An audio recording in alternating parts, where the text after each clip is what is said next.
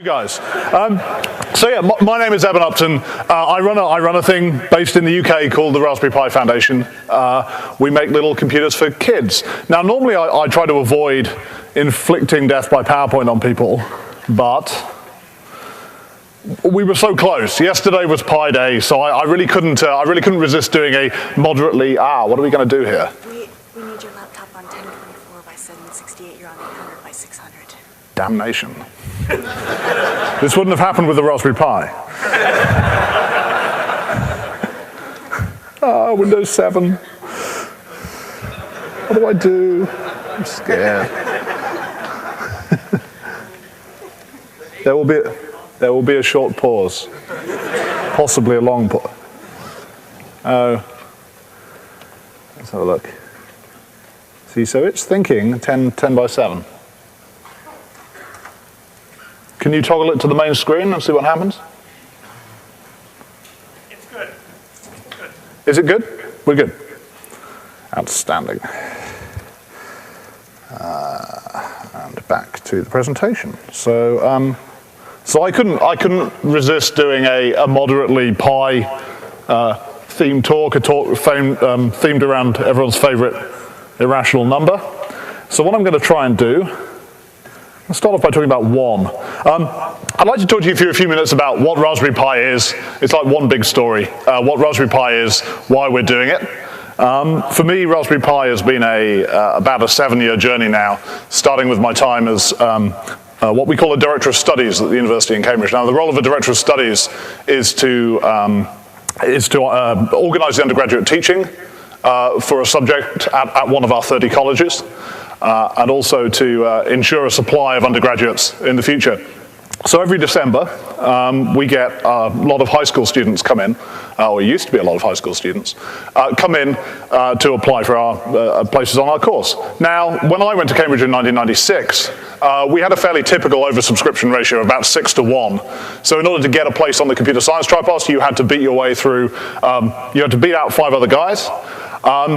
And those 5 other guys, they were often people who had a very, very deep level of understanding of what computers did. These are people who had been programming maybe since they were 10, people who'd had their Commodore 64s or their Timexes, or in the UK, machines like the BBC microcomputer, which is certainly what I grew up with. These are people who maybe had bought these machines as children to play computer games on, or they'd been bought these machines by their parents to do their schoolwork on.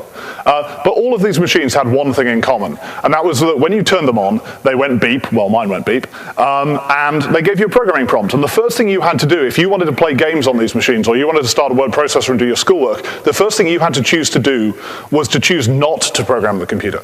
And what this meant was that everybody of my age in the UK who had any aptitude for computing or any interest in computing had a chance to discover that they had that interest, and they had a platform generally in their bedrooms that they could hack on for many hours a night that they could use to develop those skills. And what this meant was that virtually everybody I knew at school at least knew how to write these, that 2-line program, 10 print I am the best, 20 go to 10, or something a lot filthier, and then to go into the local computer store and type it into all of the machines, and then hit enter on all of the machines and run out of the door.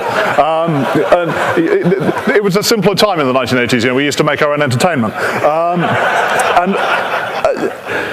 And the upshot of this was that, you know, the university in Cambridge, we'd got fat and happy on this stream of incredibly intelligent, incredibly talented kids who came in the door at the age of 18. The Cambridge course is fairly famous for having very short terms. You know, the better the university in the UK, the less time you actually spend there. What this means is over the course of 3 years, we have 60 weeks of contact time to turn you from a high school student into somebody who can start an English 3-year PhD program. That meant it was extremely useful to us to be able to rely on a certain level of ability and a certain level of knowledge when people came in the door. And in fact, the first thing we had to do with a lot of these kids was to convince them that they didn't know everything. We had a fantastic tool called functional programming, standard ML, for doing this. Language wars. And so we'd beat these kids, and I was one of these kids, the kids we'd beaten over the head for the first 8 weeks of this course. And when they're lying on the floor whimpering, then, you know, we can then start to teach them the things they need to know. Now, by the time people absolutely need to know functional programming.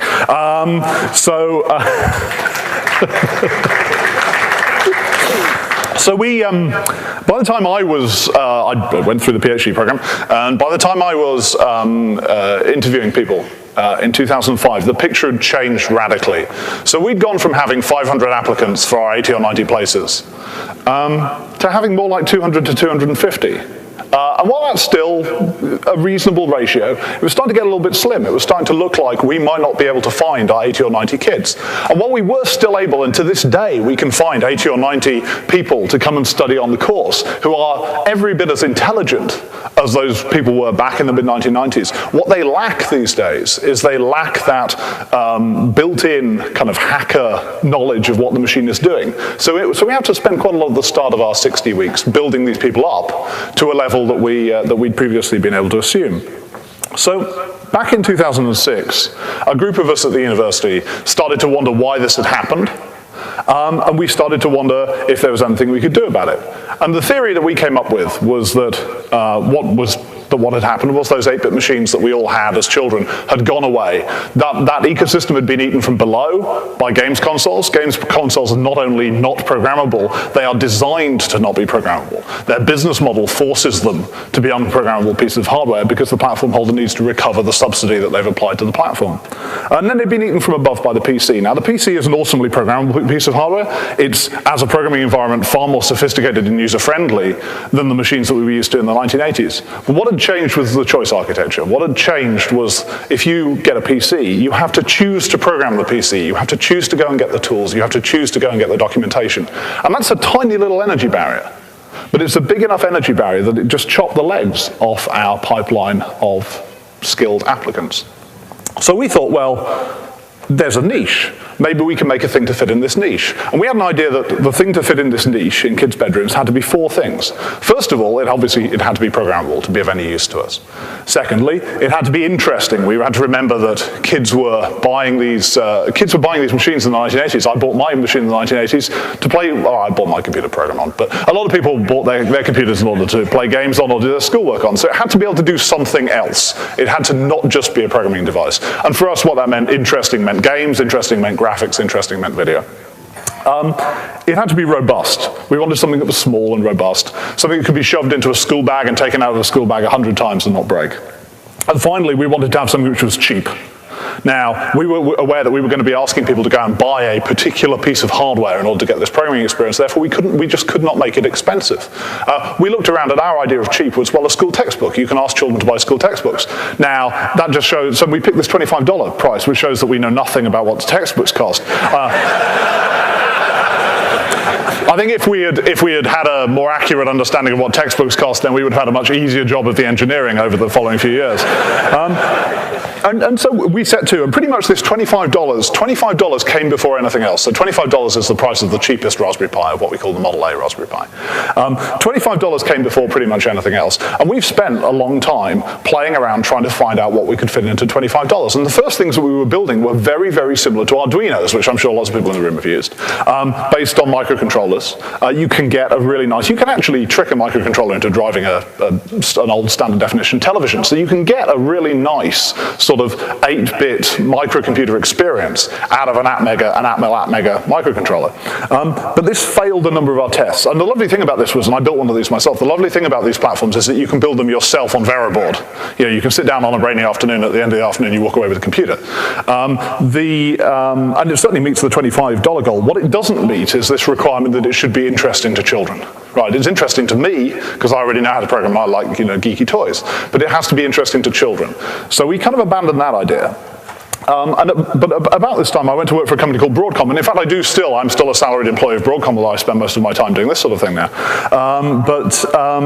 Well, I went to work for a company called Broadcom. Broadcom makes a lot of different chips for communication stuff, and one of the things that we make is chips for cell phones. And it turns out, I was struck by, and these cost about the same as microcontrollers, and I was struck that if you are a cell phone company, what your $10 will buy you is very different from what your $10 will buy you if you go to DigiKey in the way of processing capability. And so this group of us, we started to look and we started to see whether we could build something on one of these platforms. In about 2008, we had in our hands, based on a mobile phone graphics processor that we developed in Cambridge, we had a device which we thought was almost good enough. This was a device which didn't have an open processor. It had a closed proprietary RISC core on it. But we ported CPython to it. And so we had the thing that we thought we wanted all along, which was a machine that booted into a widely known, popular educational programming language, in this case Python. And this thing just looked great. It hit our $25 price point. It could play 720p video. It had a nice, powerful graphics processor on it. We'd arranged Python bindings for all of these features. It was a really fantastic little platform. And we really thought this was a go. And so this group of us who'd been doing this informally got together and we said, well, let's set up a foundation to promote this. And we kicked around a lot of names. We came up with this name Raspberry Pi in the end. The pi in Raspberry Pi is the pi in Python, misspelled. So I've had to defend my spelling for the last 4.5 years. We really thought that pi was going to make for a fantastic logo, and we've never used that possibility. But by the time we realized we weren't going to do that, we'd frozen the name in. So we were trundling along. But one of the problems I think we found was that we had to write everything ourselves. This was a very closed platform. Okay, we'd ported an open, well-known, popular interpretive language onto it, but we had to write everything ourselves. We had to write our own network drivers and our own SD card drivers and all of this stuff. And so it wasn't quite there. And then we were very lucky that a couple of years later, a version of broadly the same chip appeared that I had managed to cram an ARM 11 into the corner of. There are advantages to being on the chip design team. We absolutely must have an ARM 11 in this chip for unspecified business reasons.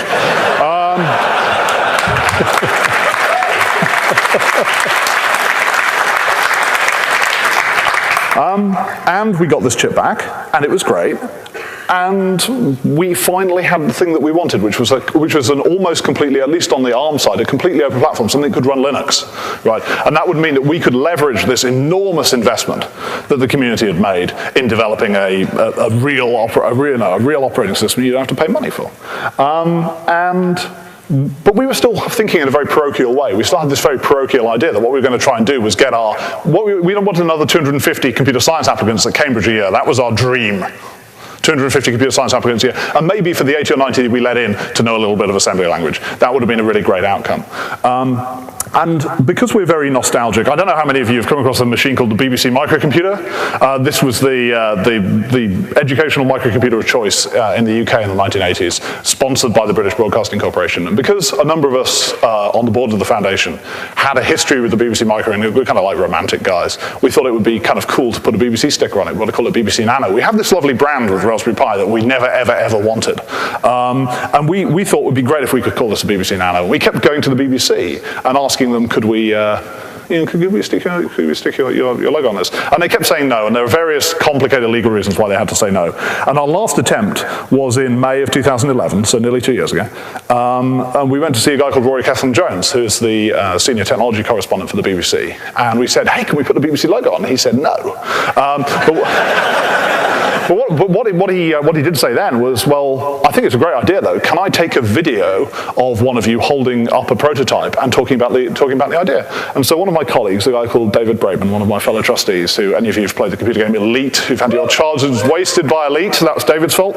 And there's a 45-second video of him just standing up, holding something that looks nothing like a Raspberry Pi and talking about the Raspberry Pi project. We've got 600,000 YouTube views in 2 days. And that was a great 2 days for me. I sat there at Broadcom at work. I didn't do any work. I just sat there pressing F5. I was like you've seen the episode of The Simpsons where Homer gets his console at home and replaces his entire function with one of those nodding birds. And I was just pressing F5. And my how popular are you counter was going up, and I was feeling great. And at the end of the second day, I went home and I was really buzzing, and I sat down opposite my wife Liz. I sat down opposite her, and we had this for dinner, and we had this sudden oh shit moment where we realized we'd promised 600,000 people we'd build them a $25 computer, and we had no idea how to do it.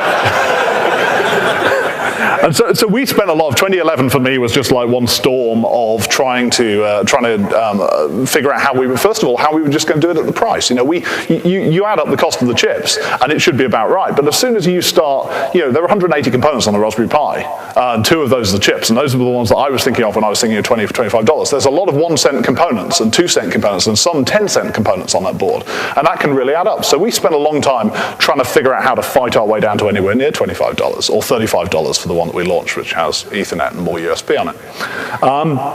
Towards the end of the year, we actually had something we thought we could build at cost. And this was fantastic. And we thought about our 600,000 people, and we thought, well, most of those are rubberneckers. They don't actually want a Raspberry Pi. So what we'll do, we've got a brilliant business model. I just finished an MBA, so I knew all about business models. I thought, we've got a great business model. What we'll do is I'll scrape together some cash, and we scraped together $250,000 of capital to run this project. And that's enough to build 10,000 Raspberry Pis. And so what my business model was great business model. We'll build 10,000 Raspberry Pis. We will put them on a website, like some sort of shop store thing. People will buy them, and then after a few months, we'll have run out of our 10,000 Raspberry Pis, and then we'll go and get the money that we got back, and we'll use them to buy some more, to build some more Raspberry Pis. That'd be great. And then we had a really unfortunate, but we were starting to get these danger signals. You know, the traffic to our website was creeping up, and the number of people on our forums was creeping up. And to keep people interested, this thing boots from an SD card, right? So we put an SD card image online for people to download, just to have a look at. Really buggy, early beta software, bit of firmware. I think you could boot it in QEMU. And we had 50,000 downloads of that. And that was the point where we realized that the pool of fans so hardcore, they would download a buggy alpha operating system for a computer that they didn't know when they were going to be able to get and that didn't exist yet, was 50,000 people. And then we thought, you know, our 10,000 units might only last a week, you know, and it takes 3 months to make them, so we'd be screwed. And then we were very lucky because we found two companies in the UK, a company called Premier Farnell and a company called RS Components, and they trade out here as Newark and Allied, so two very large component distributors who shared our concern. They had their customers are engineers. They have an interest in there being a strong engineering base in our country. And so they had the same concerns as us. And because they had these concerns, they were prepared to help us out, not simply by distributing these things, but by manufacturing them for us. So they were prepared to provide the capital, they were prepared to provide the logistics and the first-line customer support. And so we turned ourselves in January of last year, in the 2 months before launch, we turned ourselves from a very capital-constrained little foundation that was trying to build things into an IP licensing company. So we own the design of the board and we own the brand, and we license those to these two companies, and they do the heavy lifting. And that's what enabled us to scale. We were very lucky we did this because we took 100,000 orders on the first day. So the answer to our question was 15 minutes, which was nice. So we're a year in. We've sold 1 million. We sold our millionth Raspberry Pi at some point last month.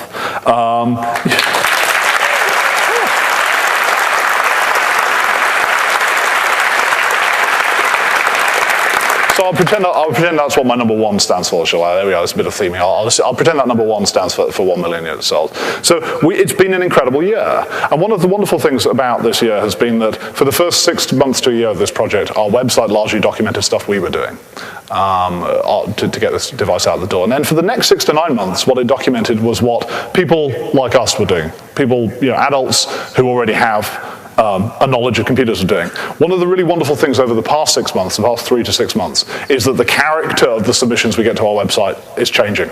So the character of the submissions we get is changing to be as much about what children are doing with the Pi as it is about what adults are doing with the Pi. And that's a really good sign. So I'm going to inflict on you. Can I have the slide deck back? 15-ish. Cool pictures of stuff that I wasn't able to keep myself to 15, but I'll be very quick. Projects people do with this. Things we never expected. One of the interesting things about the Pi is I'm a graphics hacker.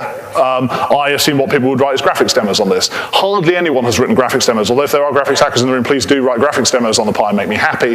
But almost everything people have done with the Pi has been stuff that I wouldn't have seen coming. So one of the wonderful ones here, people have been using it as a great platform for doing music. This is a Moog-like, a free Moog-like digital analog synth that you can download called...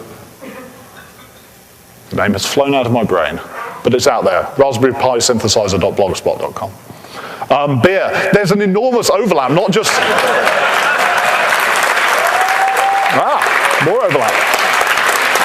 So it turns out there's a big overlap between people who like computer programming and people who like beer. I didn't see that coming. You would not believe the number of people whose first reaction, Jesse challenged you to sort of think of something to do with your Raspberry Pi. You'd not believe the number of people who rise to that challenge by using it to control their brewery, whether that is a little home brewing station or like a proper microbrewery. And there is a thing called BrewPi. There is an open platform based on, I believe it's based on Python and Arduino and Raspberry Pi, a platform called BrewPi, which is a completely fully integrated microbrewery management system running on a Raspberry Pi. Cool. Photography, this one I enjoyed. There's this nice, if you want to get really crisp macro photos from your camera, there's this a process called focus stacking, where you step your camera towards the image and then stack up and then basically find the bits that are in focus in each image and combine them together. Usually you have to buy like a grand's worth of hardware to do this. This is a nice bit of focus stacking done using an old flatbed scanner and a Raspberry Pi and a camera. So that was quite cute. Games, yeah, there's an enormous retro gaming community around the Raspberry Pi. The Raspberry Pi is just about powerful enough to emulate that era of computers that I grew up with and the first era of consoles that I complained about that destroyed the era of computers that I grew up with. Like this one, Super Nintendo, damn you. Okay, lighting. I just put this one in because this is incredibly cute. This is a lot of little paper. Well, I don't think they're paper. They must be plastic boats. On the Thames, there's a dock on the Thames. This is Canary Wharf, where a lot of our financial services are in the UK. And there's this a little ribbon of boats out there that you can I think you can text to it, and it will change colour. But this sort of art installations seem to be a big thing with Raspberry Pi. This is my favourite one. It's Doctor Who and space and the Raspberry Pi all in one. There's a gentleman called Dave Aikman who I met for the first time on Thursday night, but I've known about him for a long time. He does a good line in putting cameras under weather balloons and sending them up to sort of 40 kilometers up and taking pictures. And he used to do this with little camcorders and digital still cameras. And about a year ago, just after launch, he started doing this with the Pi, and he's got these wonderful pictures of the Earth from 40 kilometers up, and then he does more and more incredible stuff, like sending up a little polystyrene TARDIS at the same time. What's wonderful about this, though, is this puts a space program within the budgetary reach of every primary school in the world. Right.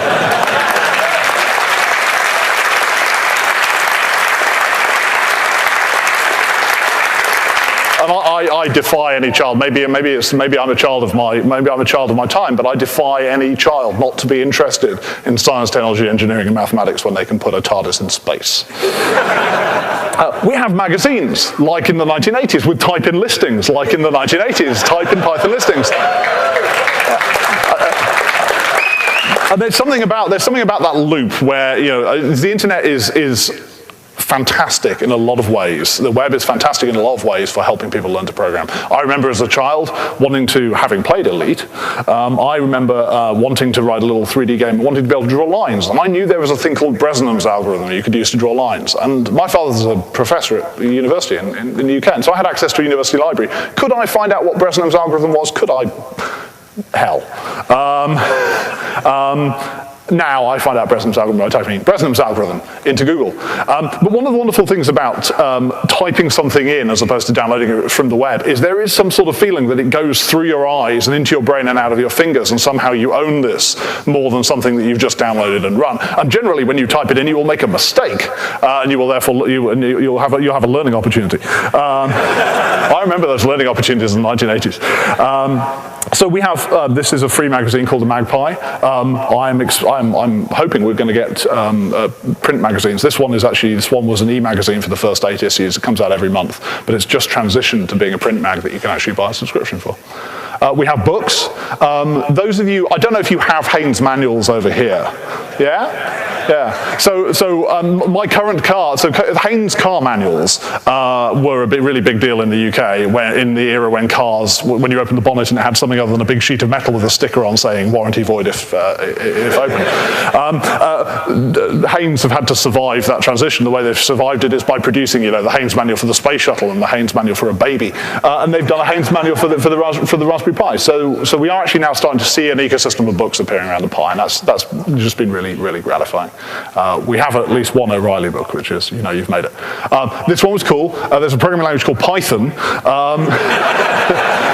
This guy has figured out how to get Python running as in his desktop background, so you can give the focus to the desktop background and start typing Python. I just think this is pretty much as close as anyone has got to that primal boots to programming language experience that I talked about earlier, and I do think this is incredibly cute. Cases, we thought we were going to make 1,000 of these maybe, then 10,000. We didn't think we were going to make enough of these for it to be worth us designing any injection molds for cases, so we didn't do a case. What this has meant is that we have left a lot of value out in the ecosystem. There are a lot of people making cases for the Raspberry Pi, a lot of people getting nice little businesses together around making cases and accessories for the Pi. And they cover the cases you can get for a Raspberry Pi cover the entire gamut. They cover the entire market. This is the bottom end of the market because this is a PDF. And what you do is you print this one out onto the thickest paper you can get through your printer without jamming it. And you fold it up and you've got a case. And it doesn't even catch fire, which is kind of cool. So I like the punnet. This one's cool. Legos.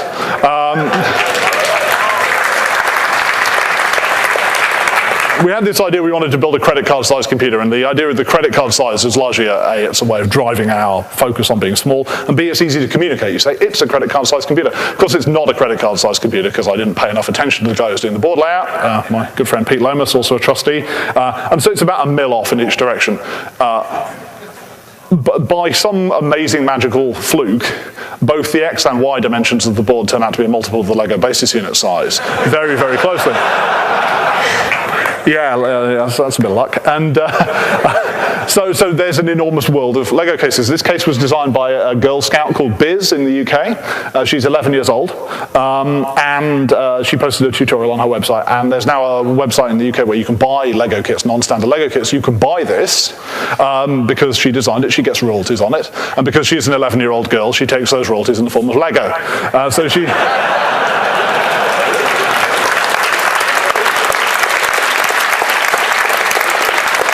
So she's now, I think, got more Lego than me, just about. And then at the other end, Pibo, you showed that in a Pibo? Yeah, that's my daughter. Yeah, okay, so yeah, Jesse's daughter had an absolutely beautiful case for her Raspberry Pi. This is a Pibo. It's designed by the guy who designed our logo for us. It is a stack of bits of Perspex, and it really is, as you probably saw from Jesse's photograph, the most beautiful case for a computer that I've ever seen. We're starting to get some evidence that kids are learning to program on Raspberry Pis. This kid is called Mikey. He you can't see because it's off camera, but he is learning to program in Scratch, in MIT Scratch, which we run. We're spending a lot of the money at the moment on bringing performance on Scratch up to par on the Pi. So. We had a really parochial worldview. We were thinking about trying to solve a little problem for Cambridge University. It turns out kids all over the UK want to learn to program. It turns out kids all over the world want to learn to program. These kids are in Uttar Pradesh in India, and you can actually see in the bottom left-hand corner that they really are using Scratch to learn to program. We get sent a lot of these pictures. Ooh, spoiled, I don't know. We get sent a lot of these pictures, and there have been some hard days during the development of the Raspberry Pi. There have been some very, very tough moments. And it's these sorts of pictures that cheer us up and keep us going, because it gives us some sort of indication that we might actually be accomplishing something with this little computer. We run Minecraft. I don't think I have more to say about that. I said there needed to be a hook. There needs to be a hook to get these computers into kids' lives. Apparently a lot of children enjoy playing Minecraft. Mojang have been incredibly helpful. They've done a port of their Pocket Edition, of Minecraft Pocket Edition, to the Pi called Minecraft Pi Edition. The wonderful thing about Minecraft Pi Edition is that the Minecraft process has a socket on the side of it you can bind to from pretty much any programming language. See if you can guess which one most people use. And you can issue text commands into it to interact with the world. And the wonderful thing about this is it gives kids a reason to program. Right, it gives you a reason to program. You want to build a house, you can be like brick, brick, brick, brick, brick, like this. Or you can open the Python window, which I think you may be able to see in the background, and go for X in range 10, for Y in range 10, brick. And then you build a floor. And it's just, it's got that feeling of just very, very quick, very quick feedback. It gives the child something that's immediately useful to them, and it gives it to them quickly. Try to take over the world. What are we going to do tonight, Brain? So this is a wonderful map, and this was done by a guy called Ryan Walmsley, who was, I think, 14 at the time. It's a Google map hack, self-registration map hack, and it gives you some idea of where the pies are all going, or where the pies were going when I took the screenshot. You can see lots we're a little bit outside our Cambridge comfort zone here. So quite a few in the UK, quite a lot in North America. North America is now our largest, it's been our largest run rate market for the last 3 months. It is, as of last month, also has our largest installed base, which is fantastic, and what we would hope for, given how many of you there are. So there are little pockets of strength in South Africa and Australasia. I think we would like to sell a hell of a lot more of these in South America and a hell of a lot more of these in India.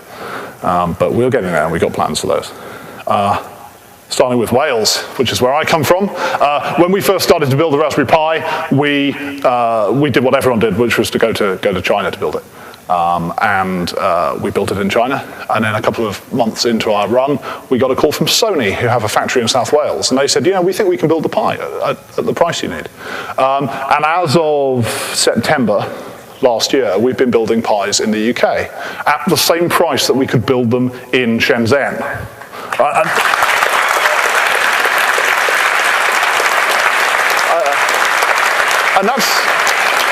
And that for me is a big deal, because I come from about 10 miles away from that factory. That's where I was born. South Wales has, like many areas that used to be the industrial heartland of the developed world, has enormous economic problems. And the ability, that we can build the world's cheapest general purpose computer at the appropriate cost in Wales is a really fantastic sign for all of us who worry about whether we're going to have a manufacturing industry in the developed world.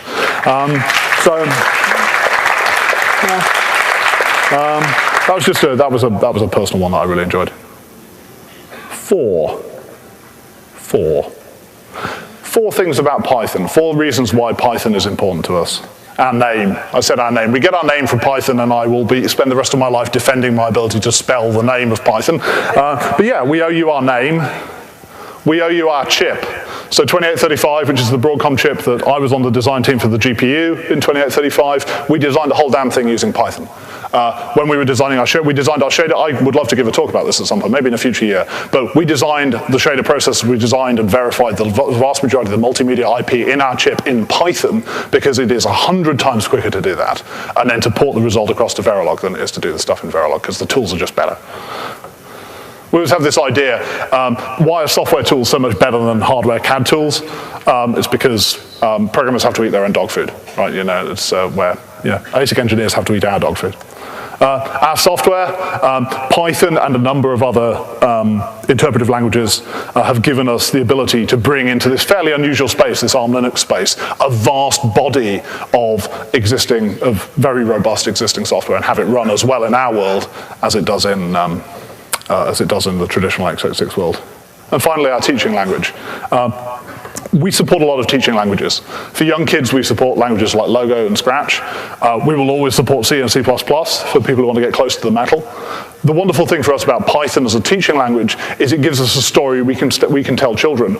We can say, learn this language in which hello world is print hello world, and you will be on a smooth curve that leads to the language that all of these companies use to program in. There will not be a discontinuity at any point between the moment where you sit down and write that 2-line program to spoof people in a computer store and the point where you're a professional software engineer. We think that's extremely important, because every time there's a step in the curve, people fall off the curve.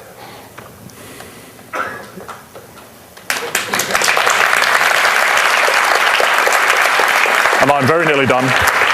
3 very quick things I'm thinking about at the moment. Those brackets and hello world, that's shorthand for, do we make Python run Python 2.7 or Python 3?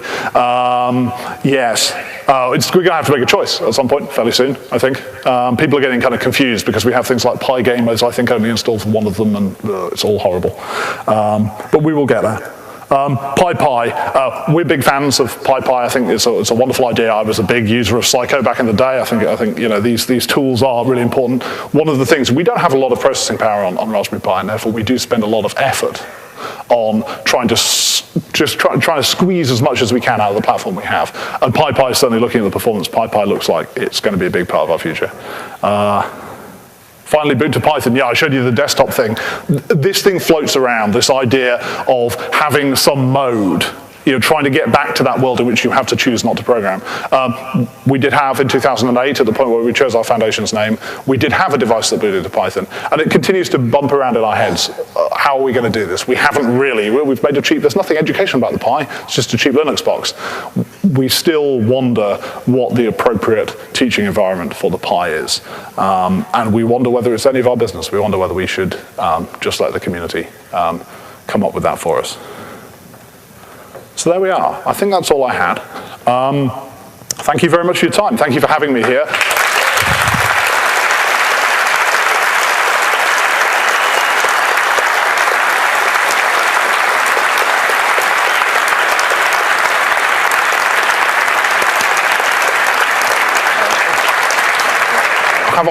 Do I have time to take a couple of questions, or? Okay, in that case, I will be loitering around here if anyone would like to come and have a chat afterwards. Please come visit our website, raspberrypi.org. Tell us what you did with your Raspberry Pis. Thank you. Been bought these machines by their parents to do their schoolwork on. But all of these machines had one thing in common, and that was that when you turned them on, they went beep, well mine went beep, and they gave you a programming prompt. And the first thing you had to do, if you wanted to play games on these machines, or you wanted to start a word processor and do your schoolwork, the first thing you had to choose to do was to choose not to program the computer. And what this meant was that everybody of my age in the UK who had any aptitude for computing or any interest in computing had a chance to discover that they had that interest, and they had a platform generally in their bedrooms that they could hack on for many hours a night that they could use to develop those skills. And what this meant was that virtually everybody I knew at school at least knew how to write these, that two-line program, 10 print I am the best, 20 go to 10, or something a lot filthier, and then to go into the local computer store and type it into all of the machines, and then hit enter on all of the machines and run out of the door. It was a simpler time in the 1980s. We used to make our own entertainment.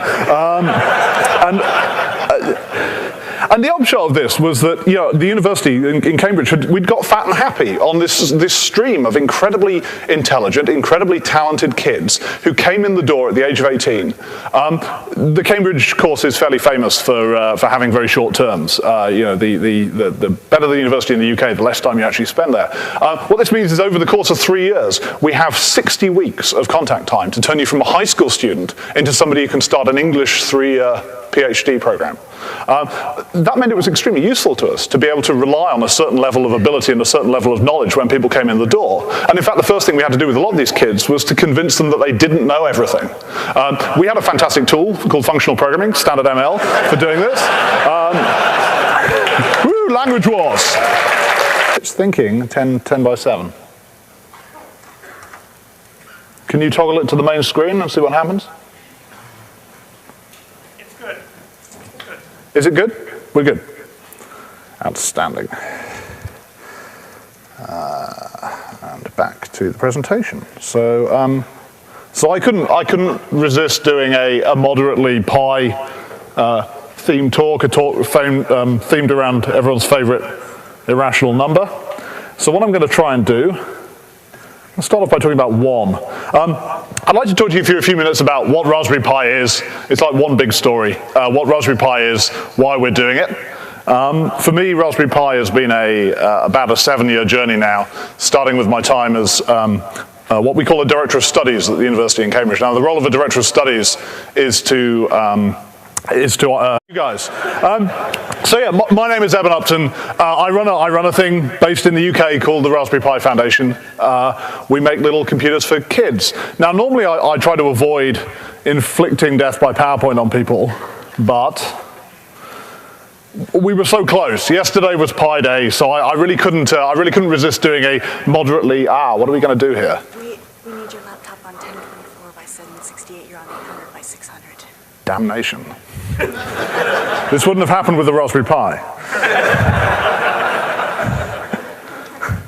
Windows 7. What do I do? I'm scared. There will be a short pause. Possibly a long pause. Let's have a look. See, so organize the undergraduate teaching for a subject at one of our 30 colleges, and also to ensure a supply of undergraduates in the future. So every December, we get a lot of high school students come in, or used to be a lot of high school students, come in to apply for our places on our course. Now, when I went to Cambridge in 1996, we had a fairly typical oversubscription ratio of about 6 to 1. So in order to get a place on the computer science tripos, you had to beat your way through, you had to beat out 5 other guys. And those 5 other guys, they were often people who had a very, very deep level of understanding of what computers did. These are people who had been programming maybe since they were 10, people who'd had their Commodore 64s or their Timexes, or in the UK, machines like the BBC microcomputer, which is certainly what I grew up with. These are people who maybe had bought these machines as children to play computer games on, or they bought these